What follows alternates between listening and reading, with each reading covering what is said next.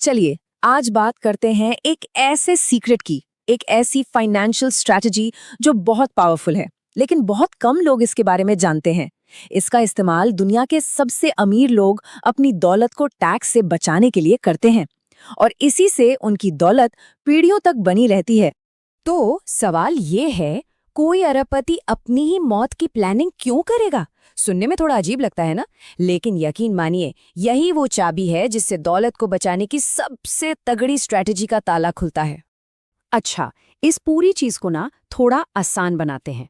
चलिए एक काल्पनिक सिचुएशन से समझते हैं।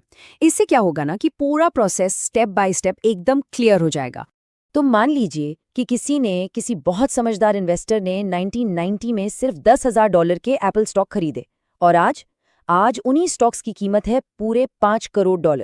मतलब कमाल की ग्रोथ है, पूरी जिंदगी बदल जाए इतनी। अब आता है असली सवाल, अगर वो इन स्टॉक्स को बेच दें तो मतलब इतना बड़ा प्रॉफिट, अगर वो इसे कैश में बदलना चाहें तो क्या होगा? बस यहीं से असली खेल और असली प्रॉब्लम शुरू होती है। एक ऐसी प्रॉब्लम जिससे हर बड़ा इन्वेस्टर बचना चाहता है। अगर वो इसे बेचते हैं ना तो सीधा सीधा $1 करोड़ का कैपिटल गेन्स टैक्स लग जाएगा। $1 करोड़, ये कोई छोटी मोटी रकम नहीं है। और जाहिर है जो इतने अमीर हैं वो इसे कानूनी तौर पर बचाने का हर रास्ता ढूंढते हैं। तो इस पूरी स्ट्रैटेजी का जो पहला और सबसे जरूरी नियम है वो बहुत ही सिंपल है। मतलब शायद सुनकर हैरानी हो कि कितना सीधा है। यही इस पूरे प्लान की बुनियाद है। नियम है, कभी मत बेचो, नेवर। क्योंकि जब तक आप बेचेंगे नहीं तब तक आपको उस प्रॉफिट पर टैक्स भी नहीं देना पड़ेगा। सिंपल, ये है पहला कदम। पर एक मिनट, यहाँ एक कंफ्यूजन है। अगर वो कभी बेचते ही नहीं तो फिर अपनी इतनी बड़ी दौलत को एंजॉय कैसे करते हैं? मतलब बिना बेचे पैसे कैसे इस्तेमाल करते हैं? क्या है इसका राज? जवाब जितना सिंपल है उतना ही जीनियस। वो अपनी संपत्ति के बदले कर्ज लेते हैं और इन्हीं टैक्स फ्री लोन से अपनी लग्जरी लाइफस्टाइल चलाते हैं। तो देखिए, ना तो उन्हें अपने कीमती एसेट्स बेचने पड़े और ना ही कोई टैक्स देना पड़ा। तो ये है वो पूरी 3 स्टेप की स्ट्रैटेजी। इसे कहते हैं बाय, बोरो, डाई, यानी खरीदो, उधार लो और मर जाओ। पहला स्टेप, ऐसे एसेट्स खरीदो जिनकी कीमत बढ़े। दूसरा, कैश के लिए उन पर उधार लो। और तीसरा, जो सबसे क्रूशियल है, जब वो इंसान दुनिया से चला जाता है तो टैक्स बिल भी खत्म। लेकिन रुकिए एक मिनट, लोन लिया है तो चुकाना तो पड़ेगा, है ना?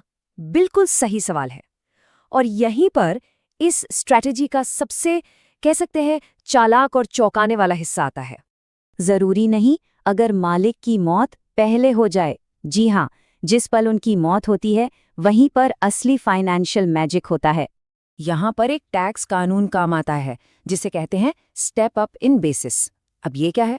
इसका मतलब ये है कि जब किसी को कोई संपत्ति विरासत में मिलती है ना, तो उसकी जो खरीद की कीमत होती है वो पुरानी वाली नहीं मानी जाती, बल्कि मालिक की मौत के दिन जो उसकी बाजार में कीमत थी उसे ही नई खरीद कीमत मान लिया जाता है। अब देखिए ये कितना कमाल का है। मौत से पहले टैक्सेबल गेन कितना था? लगभग $5 करोड़। लेकिन मौत के बाद स्टेप अप की वजह से एसेट की नई कॉस्ट बेसिस भी $5 करोड़ हो गई। तो टैक्सेबल गेन कितना हुआ? 0। मतलब कानूनी तौर पर पूरा का पूरा प्रॉफिट बस गायब हो गया। और ये रहा फाइनल रिजल्ट। वॉरिस यानी उनके बच्चों को मिले पूरे $5 करोड़ और टैक्स डिपार्टमेंट को 0। कुछ नहीं, वो $1 करोड़ का जो टैक्स बिल था वो हमेशा हमेशा के लिए खत्म हो गया। एक बात साफ समझ लीजिए, ये कोई तुक्का नहीं है या किस्मत का खेल नहीं है। ये एक बहुत ही सोची समझी, बारीकी से तैयार की गई फाइनेंशियल प्लानिंग है। अरबपति लोग इसके होने का इंतजार नहीं करते, वो तो दशकों पहले से इसकी तैयारी करते हैं। और इसे करने के लिए उनके पास कई टूल्स होते हैं, जैसे कि dynasty trusts, irrevocable life insurance, family partnerships और हाँ, वकीलों की एक पूरी फौज जो हर छोटी बड़ी चीज का ध्यान रखती है। तो निचोड़ क्या है? निचोड़ ये है कि टैक्स बिल तो उनके साथ ही दफन हो गया, लेकिन उनकी दौलत नहीं। वो पूरे के पूरे $5 करोड़ बिना $1 का टैक्स दिए उनके बच्चों और फिर उनकी आने वाली पीढ़ियों को मिल गए। तो ये है पीढ़ी दर पीढ़ी चलने वाली दौलत के छिपे हुए नियमों की दुनिया। एक ऐसी दुनिया जहां मौत भी एक फाइनेंशियल स्ट्रैटेजी है। ये एक ऐसा सिस्टम है जो 100 साल से भी ज्यादा समय से चला आ रहा है और ये पक्का करता है कि पैसा कुछ ही हाथों में बना रहे।